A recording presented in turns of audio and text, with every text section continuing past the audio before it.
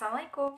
Hai guys, kembali lagi di channel aku, Reta Pramesti. Kali ini Reta mau ngejelasin tentang hasil analisis buat masuk ke SM atau seleksi mandiri UGM, yaitu UTUL ya. Ujian tulisnya UGM, tapi tahun ini tuh bukan UTUL karena menggunakan raport plus UTBK. Nah, jadi gimana sih hasil analisisnya? Mungkin kamu udah kepo ya. Nah, langsung aja ke hasil. Teman-teman, antusiasme buat analisis ini tuh benar-benar banyak. Aku kayak nggak bisa ngebayangin nanti berarti peminatnya bakal super banyak banget nggak ya tahun ini gitu. Karena kan literally pengen banget masuk UGM, ya nggak?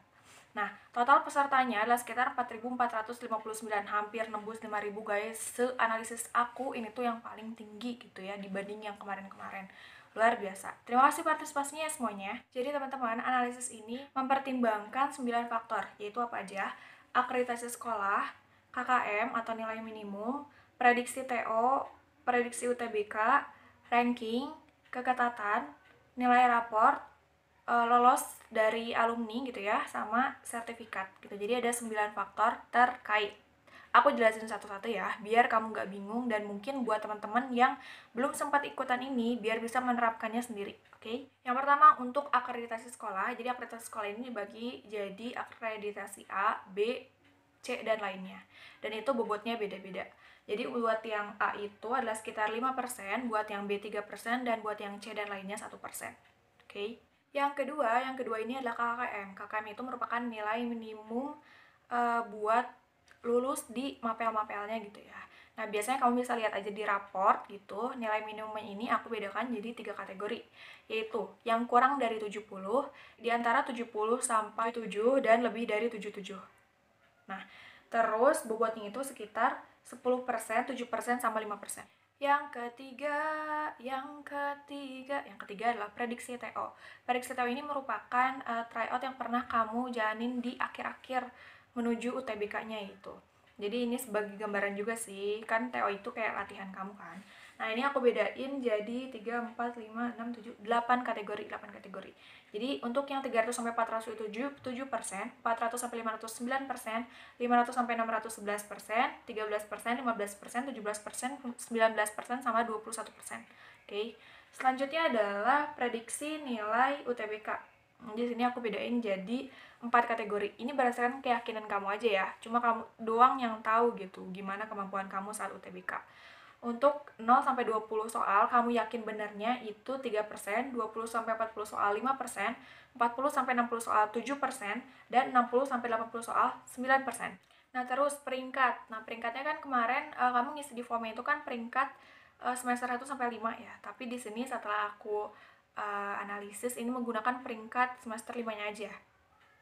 Nah, tapi nanti pasti UGM memiliki penilaian yang lebih kompleks ya, tapi di semester 5-nya aja. Nah, untuk peringkat 1 sampai 20 itu mendapatkan bobot 10%, lalu 21 sampai 40 8%, dan lebih dari 40 itu 6%. Karena ada aja yang gitu ngisinya tuh urutan 100, padahal kan aku mintanya tuh peringkat kelas gitu ya, tapi nggak apa-apa. Oke, gitu ya. Yang keenam ini adalah keketatan. Keketatan ini tuh sangat-sangat penting. Karena apa? Karena dalam mengurutkannya itu harus benar gitu. Keketatan itu rumusnya dia tampung, dia bagi peminat ya. Jangan salah lagi dan jangan nanya lagi. Ini udah sering banget dibahas sama aku. Nah, jadi untuk pilihan 1 sama pilihan 2-nya kamu kan udah nyari tuh keketatannya tuh berapa. Daya tampungnya tuh dari yang jurusan di UGM dan peminatnya tuh dari web SBM. Ya, setidaknya walaupun gak akurat banget, setidaknya bisa menggambarkan gitu ya persentasenya. Terus urutkan dari terkecil ke terbesar. Nah, ini tuh bobotnya tuh berdasarkan apakah udah bener ngurutinnya atau belum. Kalau misalnya udah bener dari kecil ke besar itu 5%. Ya, kalau misalnya belum benar, malah dari besar ke kecil, itu sebaliknya malah berarti bobotnya 3%. Oke. Yang ketujuh adalah nilai raport. Nilai raport ini aku rata-ratain dari semua yang udah masuk datanya. Ternyata nilai rata-rata yang aku dapat adalah sekitar 84. Jadi ada 3 kategori. Untuk yang kurang dari 70 10%, untuk yang 70 sampai 84 15%, dan untuk lebih dari 84 20%. Selanjutnya adalah yang lolos atau alumni tahun lalu di jurusan tersebut ya, di jurusan tersebut. Jadi bukan di PTN-nya, aku mengambil yang di jurusan tersebut. Kalau misalnya ada itu sekitar 10%, kalau misalnya nggak ada itu sekitar 5%. Nah, terus sertifikat ini kan ada 3 ya maksimal kalau di analisis aku ya. Nah, jadi untuk persertifikatnya, aku nggak ngebedain yang juara sama peserta, tapi pasti lebih besar yang juara gitu ya nanti saat UM-UGM-nya beneran.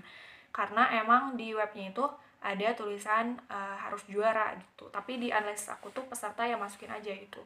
Nah, bobotnya itu 3% per sertifikat. Jadi kalau misalnya ada 3 sertifikat berarti 9%.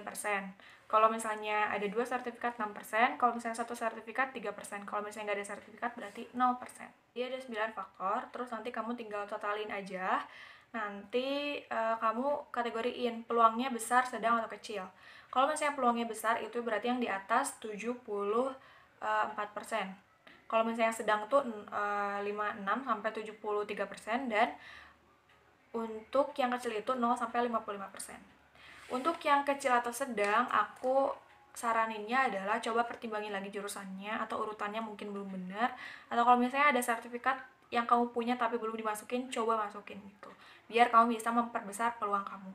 Kalau misalnya udah besar, tinggal diyakinin aja pilihan kamunya dan kamu semoga meyakinkan diri biar bisa cepet submit gitu ya di finalisasi UM-UGM. Oke, aku coba contohin tapi satu aja ya. Karena waktunya nih udah lama banget buat ngejelasin tadi di awal. Ini misalnya dari Syaila Shenda Risa Kuncoro. Dia dari Kepanjen, mungkin Jawa Timur ya. Mohon maaf kalau salah, nggak tahu. Terus dia tuh dari IPA. Dia IPA, pengen masuk ke ilmu keperawatan sama higien gigi. Ilmu keperawatan sama higien gigi. Jadi mungkin emang suka di biologi gitu ya. Terus akreditasinya dia tuh udah A. Berarti tadi dapat 5%. Oke. Terus KKM dia 75. 75 berarti dapat 7%. Karena yang di antara 70 sampai 77. Oke. Lanjut ke prediksi TO. Prediksi TO dia itu di 601 sampai 700. Aku nggak nanyain platformnya apa, tapi dia rata-ratanya sekitar segitu gitu. 3 TO terakhir katanya. Berarti nilai rata-ratanya itu 13%. Lalu prediksi UTBK-nya dia yakinnya jawabnya 40 sampai 60 soal benar. Berarti dia dapat 7%. Oke. Terus ranking dia tuh peringkat semester 1 kelas 12, semester 5 berarti itu peringkat 10. Berarti masih masuk yang kategori pertama ya. Berarti rankingnya itu 10%. Lalu untuk keketatan, ilmu keperawatan itu sama higien gigi. Kalau ilmu keperawatan sekitar 8%, kalau higien gigi itu sekitar 5%. Nah, ini kebalik ya, malah 8 ke 5 dulu. Nah, berarti dipertimbangkannya saraninnya adalah lebih baik dibalik, atau misalnya kalau misalnya kamu mau ke keperawatan banget, cari pilihan 2 yang keketatannya lebih besar. Makanya di sini keketatannya itu 3% karena kurang benar. Terus raport dia di peringkat 10 itu dengan nilai 88-an. 88 sama 87 buat yang peminatan. Jadi ya sekitar 87 88-an ya. Nah, ini udah bagus juga. Ini masuk nilai raportnya 20%. Lalu untuk yang lolosnya itu dia ada gitu. Dia ada gitu. Lalu untuk sertifikat dia nggak melampirkan sama sekali. Jadi 0%. Jadi totalnya setelah ditambah itu sekitar 75% atau berpeluang besar. Nah, paling tadi catatannya untuk yang ketatannya bisa jadi dibalik atau kamu cari lagi pilihan 2 yang sesuai dengan minat kamu juga. Oke. Nah, gitu deh. Nah, buat kamu yang pengen tahu hasil kamu di antara tadi 4.459 orang, kamu bisa cek di sini bit.ly hasil analisis UGM Reta 20. Oke, hasil analisis UGM Reta 20.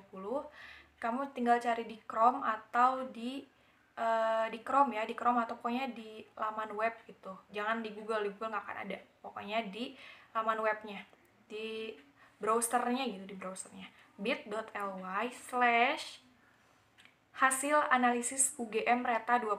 Oke, please ya jangan nanya lagi, semoga bisa dibuka. Dan semoga hasil analisis ini setidaknya membantu kamu ya. Jangan jadiin patokan utama. Ingat, jangan jadiin patokan utama. Jadiin gambaran aja. Semoga kamu lolos di UGM. Dari kasih tahu aku ya kalau misalnya kamu lolos, DM aja aku di ig@frp.pp.